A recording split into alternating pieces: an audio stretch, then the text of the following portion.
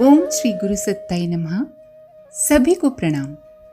आइए आज बताते हैं कि गायत्री की प्राथमिक साधना और उच्च स्तरीय साधना क्या है और षट चक्रों के जागरण की सबसे सरल विधि कौन सी है। पर उससे पहले यदि आपने हमारे YouTube चैनल देव परिवार को सब्सक्राइब नहीं किया है तो चैनल को सब्सक्राइब करें और बेल आइकन दबाकर ऑल पर क्लिक करें ताकि आपको आने वाले सभी वीडियो की नोटिफिकेशन मिलती रहे। गायत्री की उच्च स्तरीय उपासना पंचकोशी साधना के नाम से विख्यात है। साधारण प्राथमिक उपासना में एक मुख और दो भुजा वाली गायत्री माता का ध्यान किया जाता है। एक मुख सद्बुद्धि का प्रतीक है और जप ध्यान दो भुजाएं हैं। ज्ञान की प्रतीक सद्भावनाओं की प्रेरक श्रद्धामयी गायत्री को हिंदू धर्म के प्रत्येक सदस्य का एकमात्र उपासना माध्यम माना गया है। सृष्टि के आदि से लेकर अब तक के सभी आस्थावान धर्मज्ञ गायत्री उपासना के माध्यम से साधना करते हुए जीवन लक्ष्य की पूर्ति के लिए, आत्मोत्कर्ष के लिए प्रयत्नशील रहे हैं। गायत्री महामंत्र के 24 अक्षरों द्वारा परब्रह्म परमात्मा के सद्गुणों का ध्यान करते हुए सद्बुद्धि की याचना की गई है। इसका तात्पर्य ये है कि हम परमात्मा के सद्गुणों को अपने जीवन में उतारें और अपने मस्तिष्क में सद्विचार एवं हृदय में सद्भावनाओं को अवतीर्ण करें। गायत्री उपासना का वैज्ञानिक आधार ये है कि इस शब्द समूह का जप, ध्यान, चिंतन मनन करते रहने से अंतःकरण में सत तत्व की वृद्धि होती है और अंतःकरण में आवश्यक सत्प्रेरणाएं भी उद्भूत होने लगती हैं। जप के साथ ध्यान करने से एकाग्रता बढ़ती है और तन्मयता बढ़ने लगती है। मन का निग्रह अर्थात संयम भी होता है, जिसके फलस्वरूप आत्मबल का विकास संभव होता है।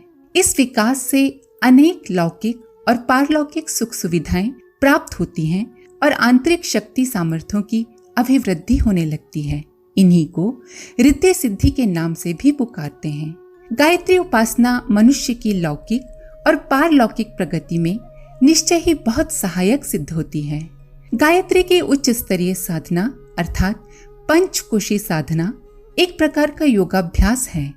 घर गृहस्थी में रहते हुए, साधारण कामकाज करते हुए योगी और तपस्वियों की तरह आंतरिक स्तर को उच्च भूमिका में विकसित करने के लिए श्रद्धावान साधक इस मार्ग को अपनाते हैं। इस विशेष उपासना क्रम को पंचकोशी गायत्री साधना इसलिए कहते हैं कि इसमें आत्मा के ऊपर वस्त्रों की तरह चढ़े हुए 5 कोशों का अनावरण करना पड़ता है।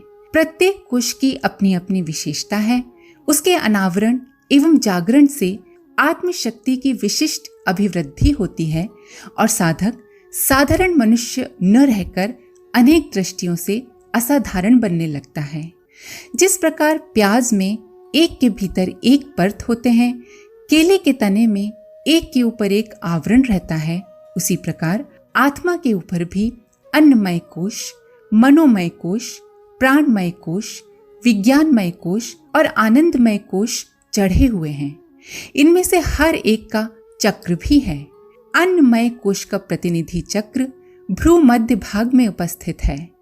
मनोमय कोश का अधिष्ठाता चक्र मस्तक के मध्य में, प्राणमय कोश का कंठ में, विज्ञानमय कोश का चक्र हृदय में और आनंदमय कोश का प्रतिनिधि चक्र पेड़ों में रहता है। 5 कोशों के अनावरण की साधना इन 5 चक्रों को जागृत करती है और फिर योगाभ्यास का अंतिम लक्ष्य कुंडलिनी जागरण नितांत सरल हो जाता है।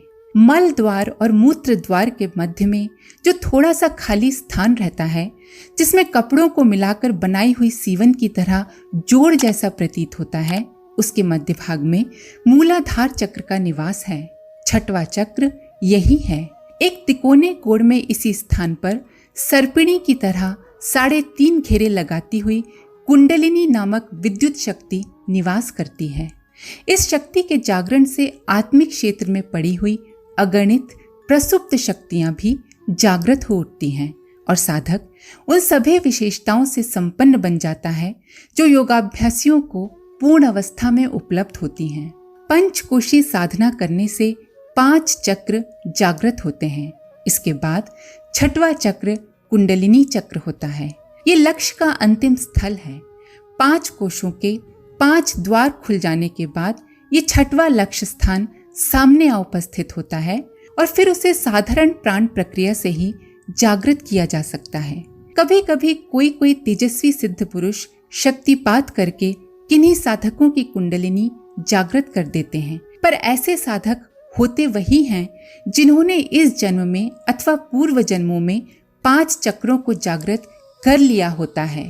नए साधक की कुंडलिनी कोई तेजस्वी सिद्ध पुरुष भी अपने शक्तिपात से जागृत नहीं कर सकता। इसके लिए साधक को पूर्व पुरुषार्थ खुद से ही करना पड़ता है। 5 कोशों की अनावरण उपासना प्रायः प्रत्येक आत्म लक्ष्य की प्राप्ति करने के इच्छुक को करनी पड़ती है। 6 चक्रों के जागरण की अन्य विधियां भी हैं। हठ योग अथवा तंत्र योग के माध्यम से भी वैसा हो सकता है, पर इन मार्गों में कठिनाइयां अधिक हैं। इन मार्गों पर चलने वालों को हठ योगी, अघोरी, कापालिक ऐसी गतिविधियां अपनानी पड़ती हैं और अपने जीवन क्रम को उसी ढांचे में ढालना पड़ता है। गायत्री उपासना के माध्यम से पंचकोशों का जागरण और चक्रों का वेधन सबसे सरल है। इसे साधारण स्थिति का गृहस्थ कामकाजी आदमी थोड़े से सरल नियमों का पालन करते हुए 1-2 घंटे रोज साधना के लिए निकालते हुए प्रायः 10 वर्षों में पूरा कर लेता है, जबकि हठ योग या तंत्र योग के मार्ग पर चलते हुए सारा जीवन लगाना पड़ता है और थोड़ी सी भी असावधानी होने पर प्राण घातक परिणाम भी निकल सकता है। पर गायत्री उपासना के माध्यम से पंचकोशी साधना का मार्ग सर्वथा निर्दोष है। इसमें लगातार भूले होते रहने पर भी किसी खतरे की रत्ती भर संभावना नहीं होती। हानि बस इतनी ही हो सकती है कि अनियमित साधना करने वालों को कम लाभ मिले। गायत्री की उपलब्ध प्रतिमाओं में एक तो वो मिलती हैं जिनमें 1 मुख 2 भुजाओं का चित्रण है और दूसरी वे मिलती हैं जिनमें 5 मुख और 10 भुजाएं हैं। ये 5 मुख अन्नमय, मनोमय, प्राणमय, विज्ञानमय, आनंदमय कोश के ही प्रतीक हैं। इनके खुलते ही गायत्री की उच्च स्तरीय अनुभूतियां उपलब्ध होती हैं।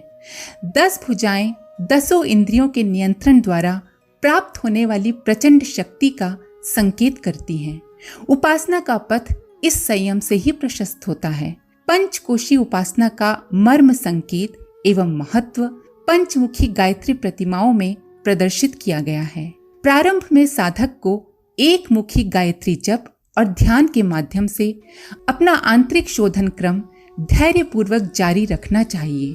जमीन को जब तक ठीक प्रकार से जोता न जाएगा तब तक उसमें अच्छी फसल उत्पन्न नहीं हो सकेगी।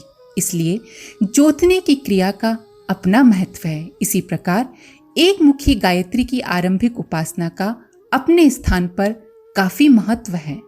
जब धीरे धीरे मन माँ गायत्री की एक मुखी साधना में रमने लगे, मन विचार प्रखर पवित्र होने लगे, तब पंचकोशी साधना के इच्छुक साधकों को इस मार्ग पर आना चाहिए।